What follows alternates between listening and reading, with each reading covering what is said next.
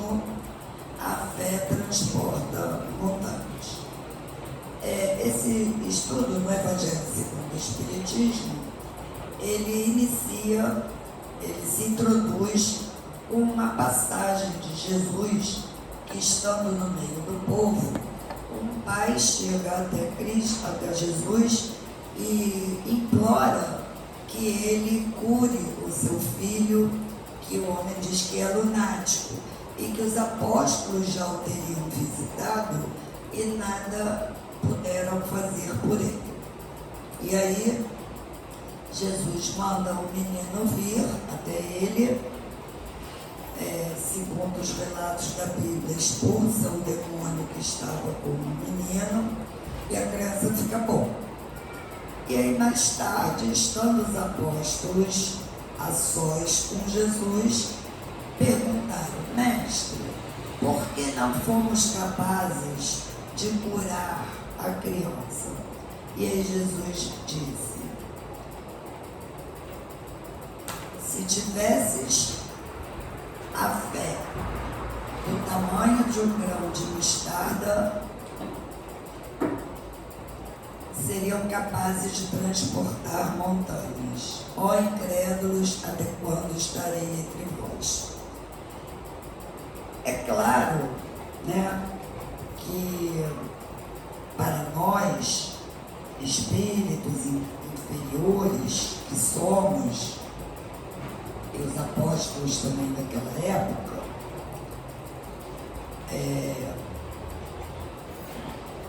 transportar uma montanha no sentido estrito da palavra, de ser uma elevação de terra, para nós é algo que parece impossível, e acredito até que seja impossível, mas não é para Deus e muito menos para espíritos da evolução espiritual de Jesus.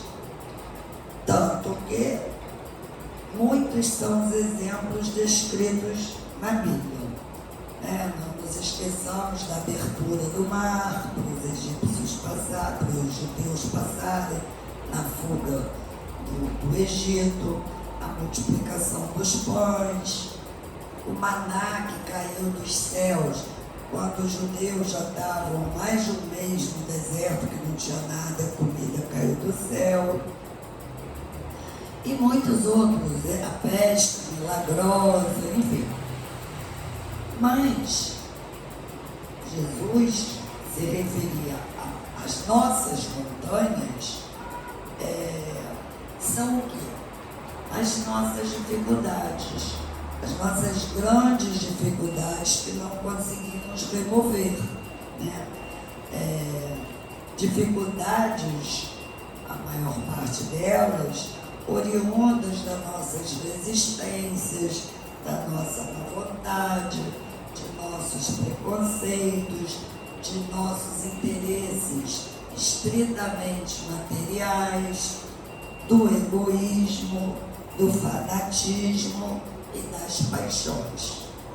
Se nós pensarmos com honestidade, nossas dificuldades estão num desses problemas.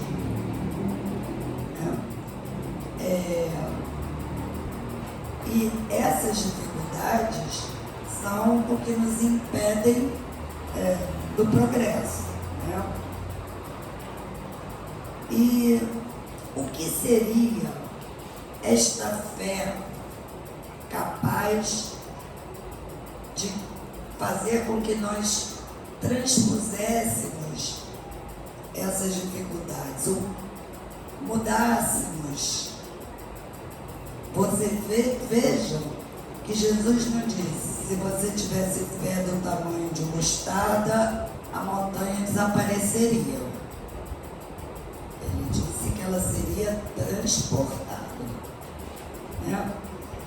A fé verdadeira é a certeza de que Deus sabe o que necessitamos e nos atenderá dentro desta necessidade. A fé verdadeira, ela nos dá esperança e caridade. Eu me recordo de uma vez aqui nessa casa, numa reunião em que vários espíritos sofredores estavam sendo socorridos. O espírito que dirigia, que coordenava o trabalho, assim se dirigiu para eles: Jesus vos disse, pedi e obtereis. Mas a não compreensão desta frase faz com que muitos deixem de acreditar em Deus. E ele ainda complementa: não que percam a fé, porque nunca a tiveram, então não podem perder o que não tinham. E ele complementava: a oração, a prece, é o instrumento mais poderoso de aproximação de Deus. E nenhuma prece fica sem ser atendida. Mas nós não podemos confundir fé com presunção, porque Deus não está a nosso serviço. Deus não é um mercador em que nós possamos trocar favores. Senhor, se eu conseguir passar de ano, se eu conseguir um emprego, eu vou lhe dar aquilo. Tem gente que faz promessa assim. Deus não precisa de nada, Deus não precisa de nada disso, muito menos ao mercador.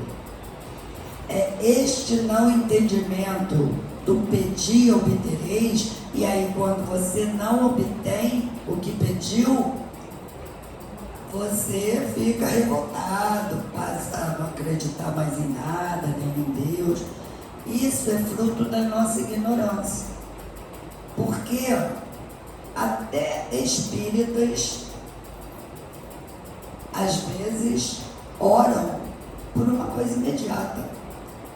Todos nós que estamos encarnados não nos recordamos do nosso passado, nem de nossas vidas anteriores. Então, se eu tenho um filho, um esposo, uma esposa, uma mãe acometido de uma enfermidade grave, eu oro para que ele seja curado. Mas a cura pode não ser o melhor para aquela pessoa. A doença pode ser o maior aprendizado que ela está tendo naquela vida, mas nós não temos esse entendimento. Agora, se nós orássemos pedindo que Deus nos dê força para ajudar aquele parente, e forças e resignação para aquele que está doente, nós seríamos atendidos.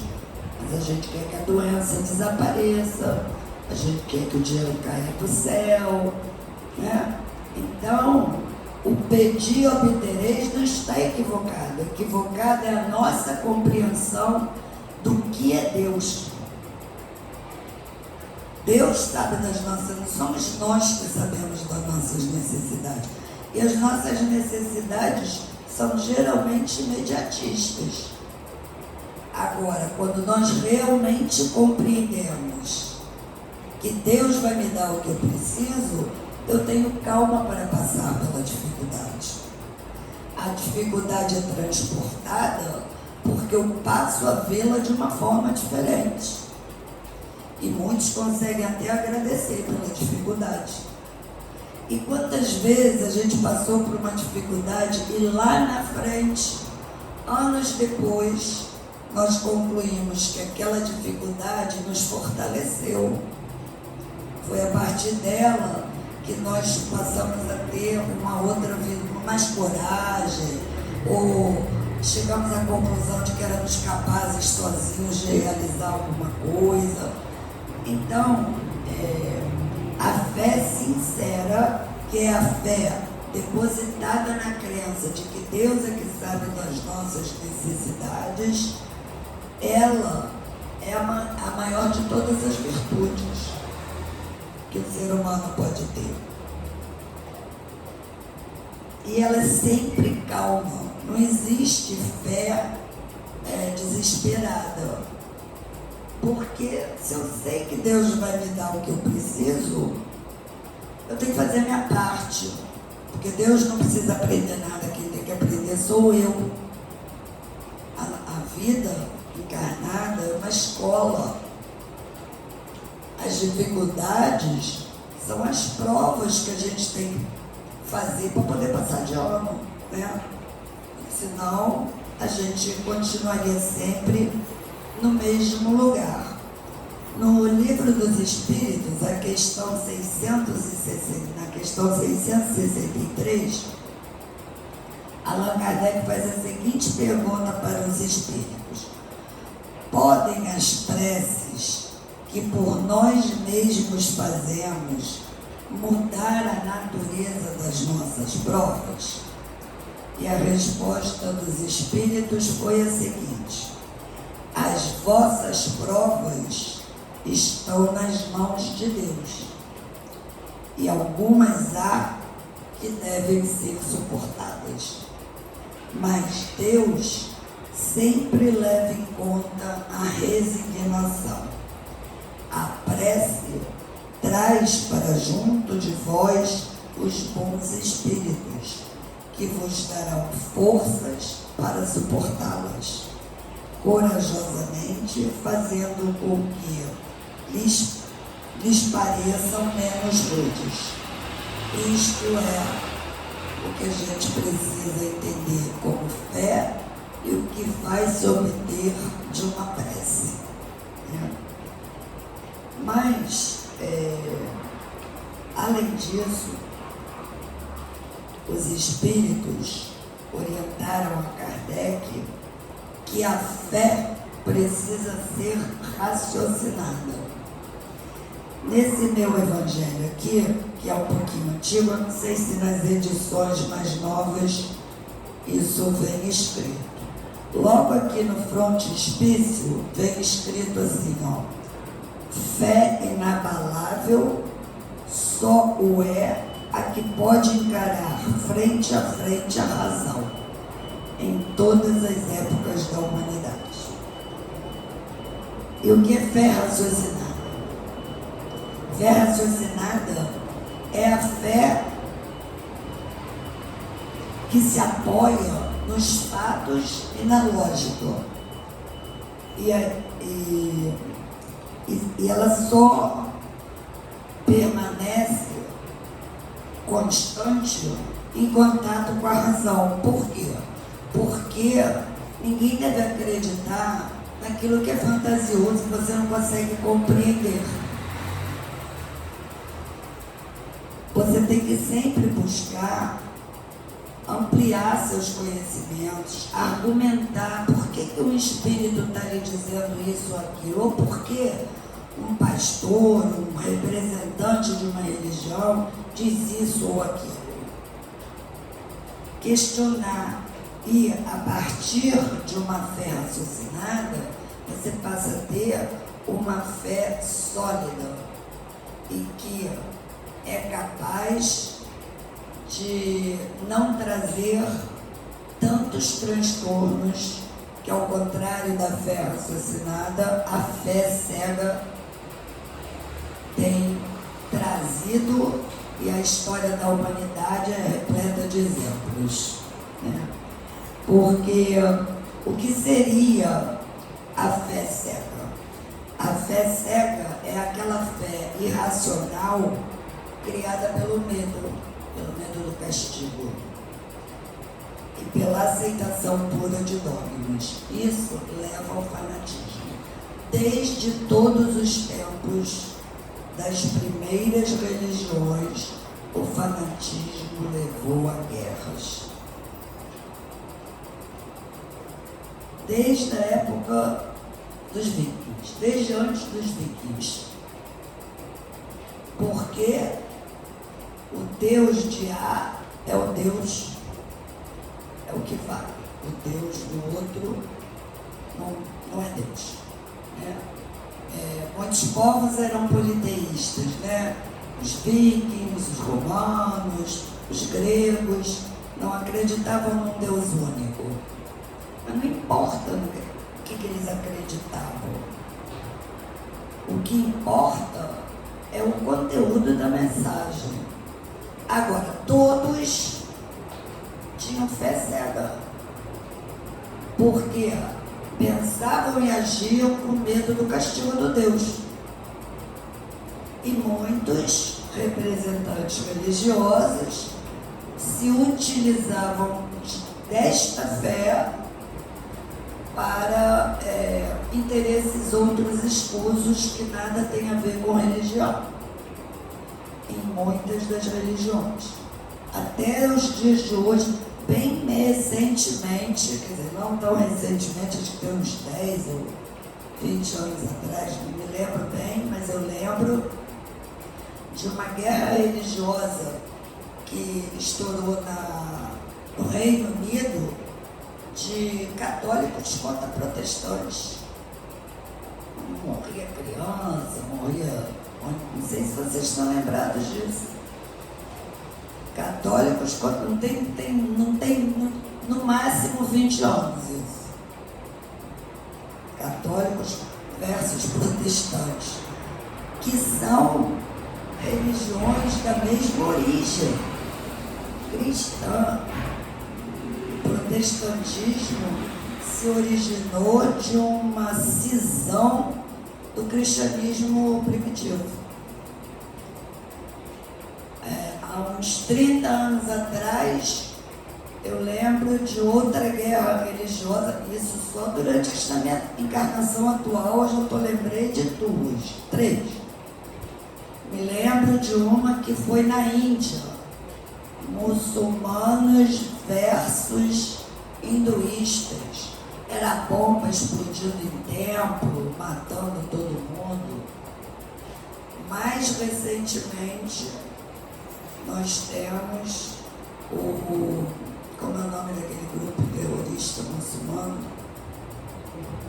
Que eu esqueci o nome das torres lá dos Estados Unidos, enfim.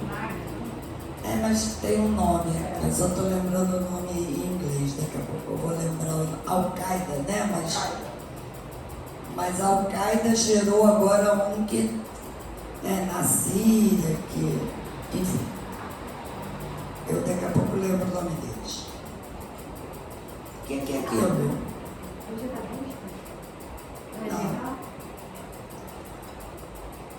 Não, mas eu vou daqui a pouco lembro. Uma crueldade em nome de Deus. Então, a gente precisa primeiro compreender o que é Deus. E segundo, quando a gente tiver essa compreensão, por várias ocasiões já me referi aqui, que não existe religião melhor do que a outra. Todas as religiões são boas. Elas servem para o entendimento daquela criatura.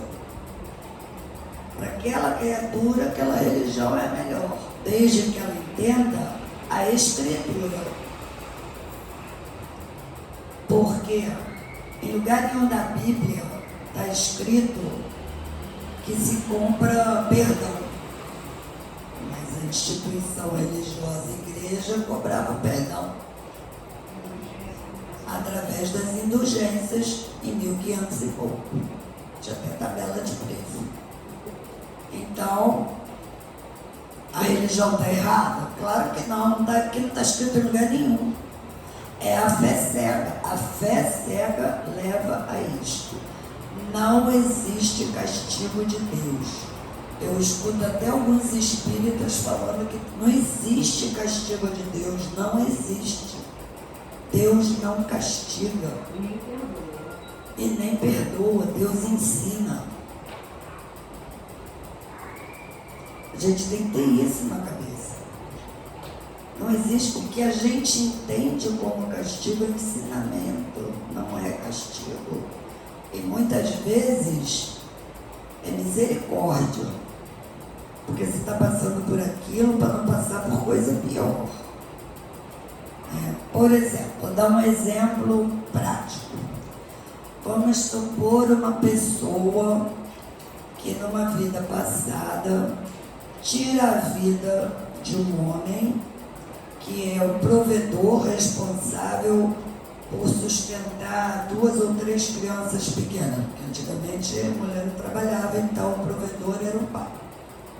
Apenas para poder se dar bem num negócio. Aí ele encarna e tem uma doença grave que o coloca no leito com 2 filhos pequenos, é castigo. Ele precisa aprender para não repetir o erro. Quando ele sentir na própria carne a dificuldade, olha que agora a mulher ainda pode trabalhar.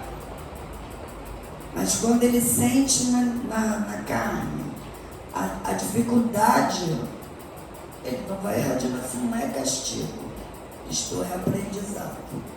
E aí você pede para a doença ser afastada. Quantas histórias a gente lê nos livros de André Luiz que nos contam esses casos e quantas histórias nós mesmos conhecemos de pessoas que, quando colocadas num determinado posto de poder, elas agem completamente diferente do que eram. Sai do poder, volta para o poder, volta igual, não aprendeu nada. É só a gente pensar. Essas do poder é o que mais eu lembrei, mas tem história de tudo que é tipo. A pessoa só aprende quando passa na própria carne. Eu sempre digo para todos o seguinte: a única situação na vida que iguala o ser humano é a doença. A doença é igual para todos. Ela não é rico, pobre, preto, branco, amarelo, homem, mulher, criança. Ela é igual. A gente agora tem uma doença aí, Covid. Ela escolheu, só vou dar no pobre, só vou dar em mulher. Claro que algumas têm o vírus tem predileção por faixa etária, mas não se é pobre, rico, branco, preto, mulher, homem. A doença iguala as pessoas. Quem trabalha em hospital vê isso todos os dias. Não adianta você ser milionário porque você está ali igual a qualquer outro que você vê. Então, vamos aprender a ter fé, saber orar e saber o que significa a frase de Jesus: pedi e obtereis.